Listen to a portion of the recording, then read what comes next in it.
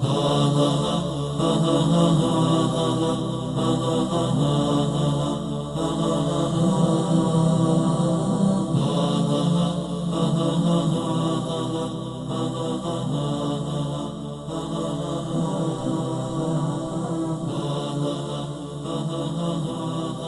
الله الرحمن الرحيم. الحمد لله رب العالمين، والصلاة والسلام على سيد المرسلين نبينا محمد صلى الله عليه وعلى آله وصحبه أجمعين.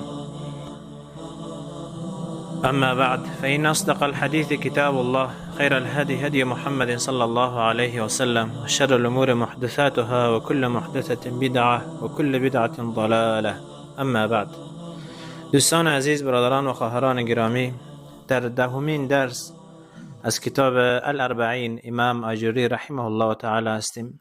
در این درس احادیث را در بیان حج میخوانیم. به ما قسمی که رسول صلی الله علیه وسلم در حدیث بیان کردن: بنی الاسلام علی خمس، اسلام بر 5 چیز بنا شده: شهادت ان لا اله الا الله و ان محمد رسول الله، و اقام الصلاه و ایتاء الزکاه و صوم رمضان و حج البیت من استطاع الیه سبیلا. اگرچه در این مورد الله سبحانه و تعالی آیات را نازل کردگی است در مورد حج که فرضیت حج ثابت میکنه. الله تعالی در سوره آل عمران میفرماید: ولله علی الناس حج البیت من استطاع الیه سبیلا. و بر مردما، بر کسایی که ایمان میارن به الله، حج خانه کعبه است برای کسانی که توانایی دارن، توانایی رفتن به حج دارن. کسی که توانایی رفتن به حج داشته باشه، برش فرض است که باید بره، یعنی فوری باید اقدام بکنه برای حج خود، تأخیر نکنه. احادیث را میخوانیم برای کسی که تأخیر میکنه چقدر الله تعالی برش وعده سخت را کردگی است. حدیث اولی که میخوانیم حدیثی است که ابن عباس یا فضل ابن عباس، عبدالله ابن عباس یا فضل ابن عباس، یکی از این دو روایت میکنن. رسول الله صلی الله علیه وسلم میفرمایند: من اراد الحج فلیعجل فإنه قد يمرض المريض وتضل الضالة وتعرض الحاجة.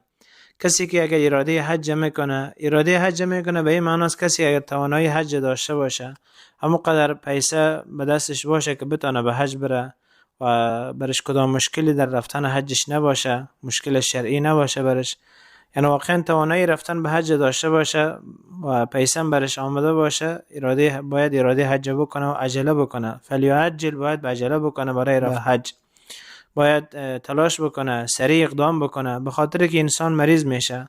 ممکن اگر اقدام نکنه مریض شوه. و تضل الضاله، ممکن امو حیوانی که قدیم به حج میرفتن شطور بود، فعلا خود دیگه چیز است، ممکن وسیله رفتن پیدا کرده نتانه. و تعرض الحاجه، حاجت برش پیش شوه که از حج بمانه.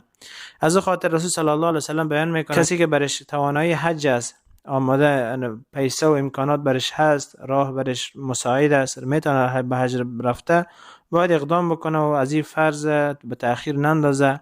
و این به اتفاق ائمه سلف که این واجب است، فوری باید فوری کار هر کسی که چه میکنه باید اقدام بکنه. ابی هریره رضی الله تعالی عنه از رسول الله صلی الله علیه وسلم روایت میکنه که از رسول الله صلی الله علیه وسلم پرسیده میشه که ای العمل افضل، کدام عمل در نزد الله مقامش، اجرش بالاتر است، با فضیلت تر است؟ رسول الله صلی الله علیه وسلم میگن ایمان بالله و رسوله، میگن ایمان به الله و رسولش. قیل ثم ماذا؟ قال الجهاد فی سبیل الله. پرسیده میشه که بعد از ایمان به الله و رسول کدام عمل در نزد الله بهتر است و با فضیلت تر است؟ میفرمایند که جهاد در راه الله. یقینا که جهاد در راه الله از فضیلت خاصی برخوردار است، فضیلتی که در هیچ عمل اجر و پاداش جهاد نمی باشه. آنقدر ثواب و اجر پاداشی که در جهاد آمده در هیچ عمل نمی باشه. انشاءالله در این مورد هم یک درس میگذاریم در همین کتاب است انشاءالله. بعد از جهاد در راه الله باز پرسان میشه که بعد از جهاد چی است؟ رسول صلی الله علیه وسلم میگن حج مبرور، حجی که قبول شده باشه. حج مبرور چی است؟ حج مبرور است که از مال حلال باشه و کسی که به حج میره در اونجا فسق انجام نده، گناه نکنه و جدال نکنه در اونجا، و حجی که انجام میده با وفق سنت رسول صلی الله علیه وسلم باشه. چه رقمی که رسول صلی الله علیه وسلم حج انجام دادن باید به همین قسم انجام بده. و شرط دیگه ای است که حج به خاطر الله بکنه، خالص به خاطر الله انجام بده، به خاطر از این نکنه که مردم رو حاجی بگن. بعد از اینکه حج میکنه خود از گناهان سعی بکنه، از گناهان خود دور بکنه، خصوصا کبایر، از گناهان کبایر خود دور بکنه. این حج مبرور است که در حدیث رسول صلی الله علیه و سلم بیان کردن. و در حدیث دیگه است که امام بخاری و مسلم روایت کردن از ابی هریره رضی الله تعالی عنه از رسول صلی الله علیه و سلم میگن: من حج لله فلم يرفث ولم يفسق رجع كيوم ولدته امه. کسی که به حج بره و کلمات زشت از دهنش بیرون نشه و فسق نکنه، گناه انجام نده در حج، برگشته است مثل ای که مادرش رو به دنیا آورده باشه. زمانی که مادر به دنیا میاره انسان چقدر از گناهان پاک میباشه، هیچ گناهی نداره. کسی که از حج برمیگرده واقعا حج را انجام داده باشه که رسول الله صلی الله علیه و سلم در حدیث گفتن، فضیلتش هم قدر زیاد میباشه. و در حدیث دیگری که ابی هریره رضی الله تعالی عنه روایت کرده، رسول الله صلی الله علیه و سلم میفرمایند: العمره الى عمره کفاره لما بینهما والحج المبرور ليس له جزاء الا الجنه. عمره از این عمره با او عمره چقدر گناهان از این کفاره می باشه.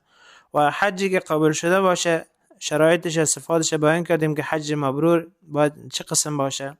لیس له جزاء الا الجنه، پاداش نیست مگر جنت. یعنی واقعا کسی همونطور حج انجام داده باشه جای جنت است ان شاء الله. حدیث دیگه ای که میخوانیم از عمرو بن عاص رضی الله تعالی عنه روایت میکنه از رسول الله صلی الله علیه و سلم که میفرمایند: و ان الحج يهدم ما كان قبله. حج کس گناهان قبلی را کس از بین میبره و عفو میکنه و محو میکنه. حدیث دیگری که امام ماجری رحمه الله در این باب گذاشته در بیان حج است، از ابی امامه رضی الله تعالی عنه روایت از رسول الله صلی الله علیه و سلم میفرمایند: من لم يمنعه من الحج حاجة ظاهرة ولا مرض حابس ولا سلطان جائر فمات ولم يحج فليمت ان شاء يهوديا وان شاء نصرانيا.